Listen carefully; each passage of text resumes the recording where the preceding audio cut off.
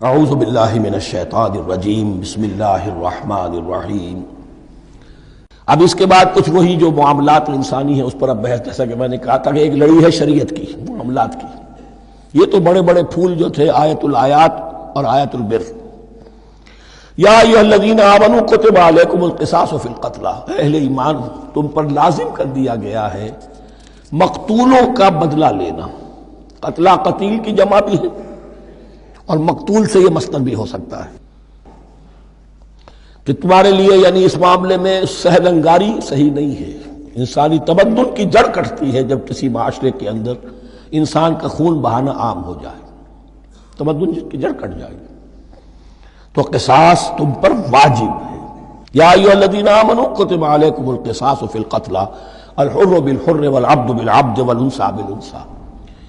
ایک آزاد کی جگہ آزاد ہی قتل کیا جائے گا۔ آزاد نے قتل کیا ہے تو ظاہر بات ہے وہ آزاد ہی اس کی جگہ قتل ہوگا۔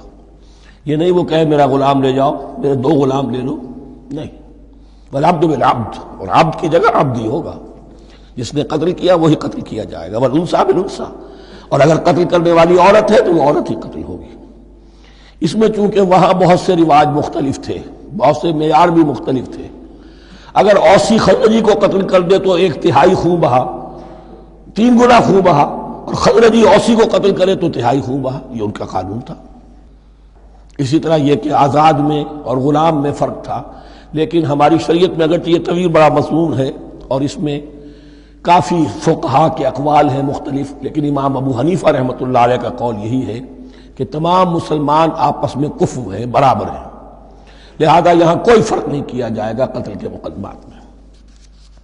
فمن عفی لہ من اخیہ شیء فاتباع بالمعروف واداء الیہ باحسان، پھر جس کو معاف کر دیا جائے کوئی شے اس کے بھائی کی جانب سے، یعنی جو مقتول ہے اس کے ورثاء اگر کہتے ہیں صاحب ہم اس کی جان بخشنے کو تیار ہیں، چاہے وہ خون بہا لے لیں یا ویسے ہی معاف کر دیں، تو جو بھی کچھ خون بہا طے ہوا ہو اداء الیہ باحسان فاتباع بالمعروف، تو اس کی پیروی کی جائے معروف طریقے پر اور ادائی کی جائے خوبصورتی کے ساتھ۔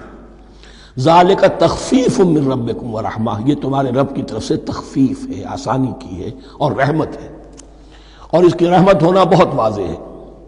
اگر یہ شکل نہ ہو تو پھر قتل در قتل کا سلسلہ جو ہے وہ جاری رہتا ہے، لیکن اگر یہ ہو گیا کہ قاتل کو لا کے سامنے کھڑا کر دیا، لو بھائی اب تمہارے ہاتھ میں اس کی جان ہے، چاہو تو یہ قتل کر دیا جائے گا، چاہو احسان کرنا چاہو بخشنا چاہو ویسے ہی بخش دو، چاہو تو خون بہا لے لو۔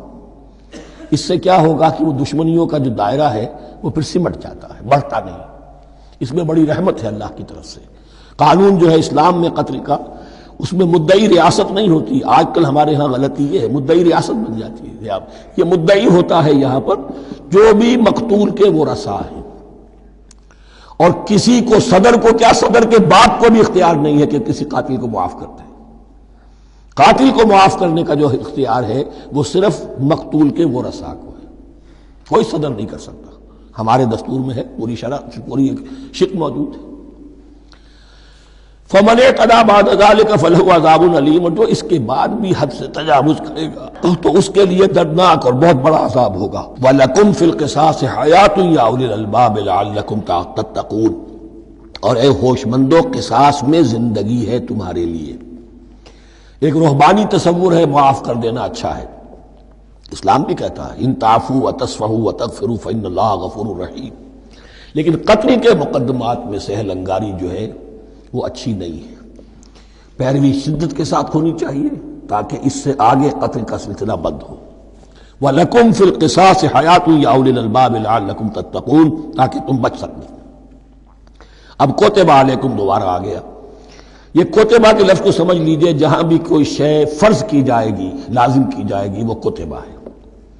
اسی لیے شریعت کے لیے قرآن مجید میں جو لفظ ہے الکتاب، الکتاب اس معنی میں کہ اس میں شریعت خداوندی پوری کی پوری موجود ہے۔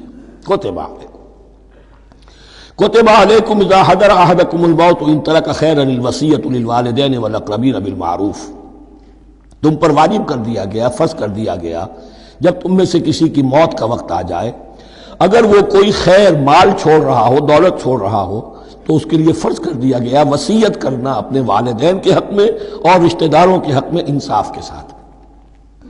ابھی چونکہ قانون وراثت نازل نہیں ہوا تھا، یہ ابتدائی قدم اٹھایا گیا۔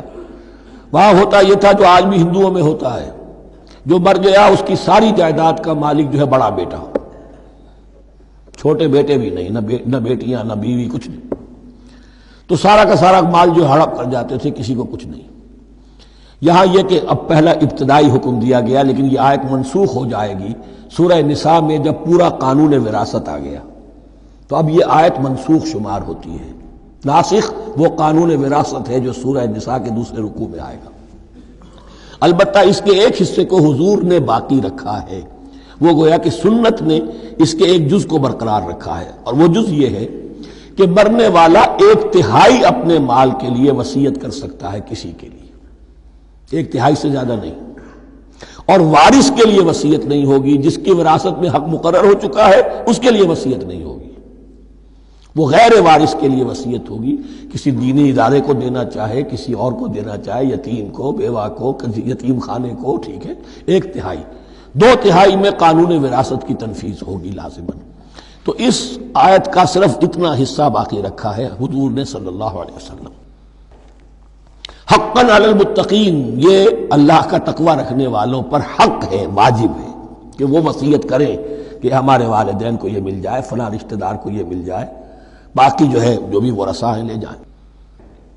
فمن بدلہ بعد ما سمعہ، تو جس نے بدل دیا اس وصیت کو اس کے بعد کہ اسے سنا تھا، فإنما اسمہ علی الذین یبدلونہ، تو اس کا بوجھ، اس کا گناہ انہی پر آئے گا جو تبدیل کرتے ہیں۔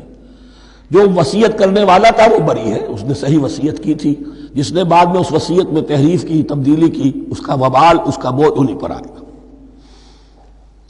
ان اللہ سمیع علیم، یقینا اللہ سب کچھ سننے والا اور جاننے والا ہے۔ فمن خاف من موص جنفا، اب اگر کسی کو اندیشہ ہوا کہ وصیت کرنے والے نے جانبداری برتی ہے، ٹھیک وصیت نہیں کی ہے، دیانتداری کے ساتھ اس کی رائے یہ ہوئی، او اسمن، یا گناہ اس نے کمایا ہے، فاصلح بینہم، اور اب ان کے مابین صلح کرا دی، ورثاء کو جمع کیا کہ بھائی وراثت تو یہ تھی، ان کی وصیت تھی، لیکن دیکھو اس میں یہ زیادتی والی بات ہے، اگر تم مطمئن ہو جاؤ، متفق ہو جاؤ تو اس میں اتنی تبدیلی کر دی جائے ان کے اتفاق سے، فلا اسم علیہ، تو اس میں کوئی گناہ نہیں ہے، یعنی ایسی نہیں ہے یہ بات کہ اس کو وہ سینکشن اور سینکٹیٹی حاصل ہو گئی ہے، تقدس، کہ اب اس میں کوئی تبدیلی نہیں ہو سکتی، باہمی مشورے سے اور اچھے جذبے سے، اصلاح کے جذبے سے وصیت میں تغیر ہو سکتا ہے۔ ان اللہ غفور الرحیم، یقیناً اللہ تعالی بخشنے والا ہے، رحم فرمانے والا۔ صدق اللہ العظیم۔